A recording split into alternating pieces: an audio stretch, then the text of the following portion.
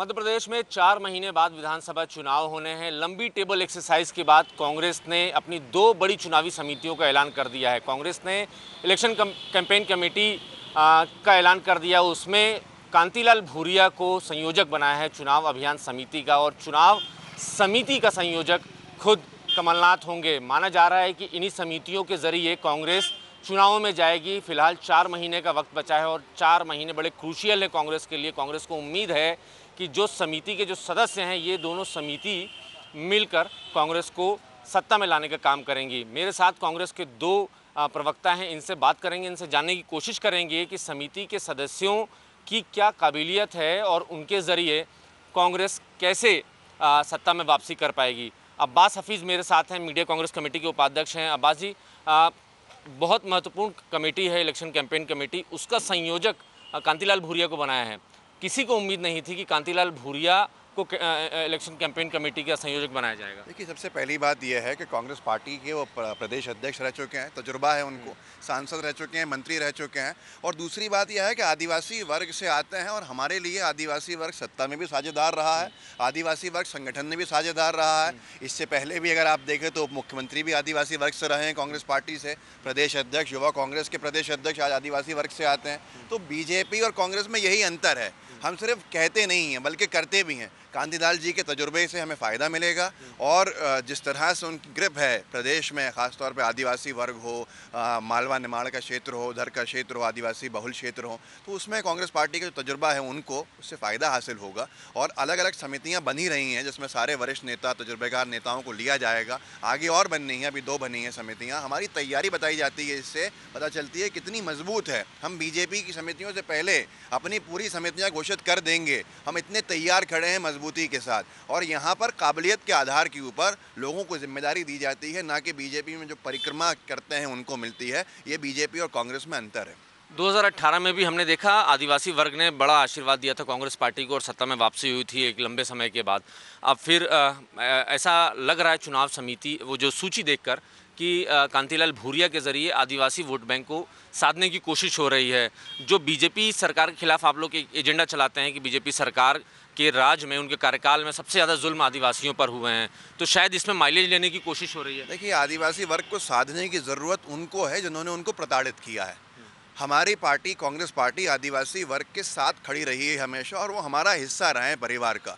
अगर आप किसी से ये पूछेंगे आदिवासी वर्ग से, तो वो अपने आप को कांग्रेस से कनेक्ट करते हैं। साधने की हमें ज़रूरत नहीं है, हम तो पहले ही उनके साथ खड़े हैं। और आदिवासी वर्ग एक तरफा कांग्रेस पार्टी को अब तो वोट देने को तैयार खड़ा है। जिस तरह से प्रताड़ित किया गया, पेशाब कांड हुआ, दूसरी प्रताड़नाएँ हुई, तो बीजेपी पूरी तरह से अपना जो कुछ भी भ्रमित करके उन्होंने आदिवासी वर्ग को लिया था उसके ग्रिप छोड़ चुकी है। तो ये हमारे लिए बड़ी बात नहीं है। लेकिन सबसे बड़ा विषय यह है कि आदिवासी वर्ग से आने वाले नेताओं को महत्वपूर्ण पद कांग्रेस पार्टी के अंदर मिलते हैं, क्योंकि आदिवासी वर्ग हमारा हिस्सा है और उनके तजुर्बे से हमें फ़ायदा होगा। इसका सिर्फ एक ही उद्देश्य है और हर एक व्यक्ति, हर एक नेता कांग्रेस पार्टी के मंच पे एक साथ खड़ा है। गुटबाजी, सरफुटव्वल बीजेपी में जो चल रही है उसके चलते वो समितियाँ घोषित भी कर पाएंगे। मुझे तो उम्मीद नहीं है कि उनकी समितियाँ घोषित भी होंगी। एक बड़ी बात हमने देखी लिस्ट में, चुनाव समिति की सूची में आरिफ मसूद का भी नाम है। बार बार कांग्रेस के ही एक धड़े से आवाज़ ये निकल कर आ रही थी, ये बात सामने आ रही थी कि कांग्रेस जो है हार्डकोर हिंदुत्व के एजेंडे पर बढ़ रही है और मुसलमानों का साथ धीरे धीरे छूटता जा रहा है। कांग्रेस पार्टी सबको लेके चलती है। कांग्रेस पार्टी के लिए कोई भी समुदाय, कोई भी धर्म राजनीति का विषय नहीं है। आरिफ मसूद जी अल्पसंख्यक समुदाय से आने वाले विधायक हैं और पूरे प्रदेश के अंदर वो जाने जाते हैं। पिछले बार भी अगर आप देखें समितियों में तो आरिफ अकील जी हमेशा रहे हैं समितियों में, और उनसे पहले तो बहुत सारे नेता हैं, तो वो तमाम एक सूची है। आज जब आरिफ अकील साहब का स्वास्थ्य सही नहीं है तो आरिफ मसूद जी उस जगह के ऊपर मौजूद हैं। कांग्रेस पार्टी में हर वर्ग को लेके चलने का काम किया है। ये भारतीय जनता पार्टी है जो वर्ग का, हर समुदाय का इस्तेमाल करके उनको छोड़ देती है। न जाने इतनी एक लंबी फहरिस्त आपको मिलेगी। वो बीजेपी को क्या हुआ, कौन से पासमानदा मुसलमान जिनकी वो ईजाद करके और बात करती थी राजनीति की, वो किस सूची के अंदर हैं, वो कहाँ हैं? तो भारतीय जनता पार्टी जवाब दे इस चीज़ का कि वो क्यों इस तरह की राजनीति करती है। हम तो सबको साथ लेके चलते हैं और सबको साथ लेके चलने का प्रमाण है हमारा सूची में। बिल्कुल, कांग्रेस दावा कर रही है कि सबको साथ लेकर आगे चल रहे हैं। चुनाव समिति का भी ऐलान हो गया है, उसके संयोजक कमलनाथ जी हैं। कितनी उम्मीद कर रहे हैं कमलनाथ जी चुनाव संयोजक हैं? क्या लगता है कि 2023 के जो चुनाव हैं, 4 महीने बाद जो चुनाव है, किस तरीके से वापसी होगी? देखिए, कमलनाथ जी की तैयारी, कांग्रेस की तैयारी संपूर्ण हो चुकी है। हम लोग जिस दिशा में बढ़ रहे हैं वो है सरकार बनाने की दिशा। अभी अगर भाजपा ये कहती है कि हम अपना बूथ मजबूत कर रहे हैं, देखिए राजनीति में तो बूथ मजबूत करना सबसे महत्वपूर्ण है, लेकिन ऐसी कौन सी पार्टी होगी जिसके गृह मंत्री, केंद्रीय मंत्री, प्रधानमंत्री बूथ मजबूत करने आते हैं? ये तो संगठन मजबूत करने आ रहे हैं। अभी इनकी संगठन की पूरी जो घटनाक्रम है और जो रचना है, संरचना, वो टूट फूट में पूरी तरह से लिप्त है। तो अभी संरचना इनकी अपनी संगठन की मजबूत नहीं है। बूथ मजबूत करने की तो बात छोड़ ही दी जाए, हम तो यहाँ तक स्वीकार रहे हैं कि हमारी कौन सी सीट कमज़ोर है, उन सीटों पे भी हम लिस्ट निकाल रहे हैं ताकि वहाँ पर जो प्रेशर ग्रुप्स है उनको न्यूट्रलाइज किया जा सके। राजनीतिक तौर पे जो भी घटनाक्रम इलेक्टोरल पॉलिटिक्स में घटना है उसके लिए हम पूरी तरह से सज्ज हैं। ये लोग अभी तक सारे जो भी अभी बता रहे हैं कि कोई 11 मंदिर बनाने वाले हैं, कोई मंदिरों की राजनीति फिर शुरू कर दी, तो ये अभी तक उस राजनीति से उठ ही नहीं पाए जो आम जनमानस को छूती है। और अब जनता चाहती है कि भाई उनके मुद्दों की बात हो, तो जब उनके मुद्दों की बात नहीं होगी तो ये क्या करेंगे? जो उनकी ट्रेडिशनल कल्चरल पॉलिटिक्स है वो है पोलराइजेशन की। अगर मंदिर बनते भी हैं, मंदिर कॉरिडोर अगर मध्य प्रदेश में बनते भी हैं, 11 मंदिर कॉरिडोर डेवलप करने की तैयारी, तो कांग्रेस को क्या एतराज़ है? देखिए, ऐतराज़ केवल इतना है कि भारतीय जनता पार्टी जो जनता से जुड़े हर मामले में भ्रष्टाचार का पैसा खा चुके, वो मंदिरों में भी पैसा खा गए। ऐसा कैसे हो रहा है कि जरा सी हवा चलने पर महाकाल कॉरिडोर धराशायी हो जाता है? कमलनाथ जी पैसा देकर गए थे, भारतीय जनता पार्टी के नेता खा क्यों गए? हम तो इसको लेकर के प्रश्न उठाएंगे। मध्य प्रदेश की जो धार्मिक जनता है वो भी प्रश्न उठा रही है। आज बात दरअसल ये है कि वो भारतीय जनता पार्टी जिसने 700 किसानों को शहीद होने दिया, इतना बड़ा किसान आंदोलन हुआ, और उनके उस समय जो कृषि मंत्री रहे थे उन नरेंद्र सिंह तोमर जी को आज इतनी बड़ी जिम्मेदारी देकर के मध्य प्रदेश में भेज दिया, तो ये बताते हैं किसानों के प्रति क्या मंशा है। अमित शाह जी तो अभी से ही लोकसभा चुनाव की तैयारी में लग गए हैं। उनका कहना मध्य प्रदेश की 19 लोकसभा सीटें जीत करके आएंगे, जबकि मध्य प्रदेश में है 29। तो अभी से भारतीय जनता पार्टी हार मान चुकी है। हमारी कमेटी मध्य प्रदेश के चुनाव को लेकर के भारतीय जनता पार्टी अभी से लोकसभा चुनाव की तैयारी करने शुरू कर चुकी है, क्योंकि उनको पता है मध्य प्रदेश के विधानसभा चुनाव में उनका कोई चांस नहीं है। चुनाव समितियों में जिन सदस्यों को जगह मिली है, अजय सिंह राहुल हैं, अरुण यादव हैं, ये दो ऐसे नाम थे जो अपने राजनीतिक पुनर्वास की तलाश कर रहे थे। एक लंबे अरसे से ये गायब हो चुके थे, अब इनको चुनाव समिति में बड़ी जगह मिली है, दोनों नेताओं को, अजय सिंह राहुल और अरुण यादव को। क्या मानते हैं कि इन दोनों को समितियों में शामिल करने की बड़ी वजह क्या होगी और इनसे कांग्रेस पार्टी को क्या माइलेज मिलेगा? देखिए, कांग्रेस पार्टी एक टीम के रूप में, एक मजबूत टीम के रूप में चुनाव में जनता के बीच जाना चाहती है, ताकि जनता की जो सही भावना उसका प्रतिनिधित्व हो सके। तो इन दो नेताओं को भी पिछले कार्यकाल जो हमारा था उसमें भी 2018 के चुनाव में भी हमने इन समितियों में लिया था, इस समिति में भी लिया, क्योंकि ये हमारे मजबूत नेता है। जब भी आप देखेंगे तो हमारे संगठन की कोई भी सूची जारी होती है तो सारे नेताओं को, सभी जो क्षेत्र हैं उनको, सभी जात समाज के लोगों को प्रतिनिधित्व दिया जाता है, और ये तो हमारे बड़े नेता हैं तो इनको लेना एक्सपेक्टेड था। कार्यकर्ता इससे खुश है। लेकिन 5 साल से अरुण यादव और अजय सिंह राहुल चुनाव हारने के बाद से दोनों ही पिक्चर से मध्य प्रदेश कांग्रेस की राजनीति से गायब थे, और ये बार बार अटकलें लगाई जा रही थी, किसी तरीके से राजनीतिक पुनर्वास की कोशिश कर रहे हैं, दिल्ली तक लॉबिंग कर रहे हैं ताकि उनको कोई बड़ा पद मिल सके। हालांकि उनकी सुनवाई हुई है और चुनाव अभियान समिति में उनको जगह मिली है। चुनाव समिति में अजय सिंह राहुल और अरुण यादव दोनों सीनियर लीडर्स को जगह मिली है। इतनी देरी क्यों हुई? 5 साल लगातार ये राजनीतिक पुनर्वास की कोशिश कर रहे थे। अजय सिंह राहुल बिना पद के काम कर रहे थे, अरुण यादव भी मध्य प्रदेश कांग्रेस में बिना पद के ही काम कर रहे थे।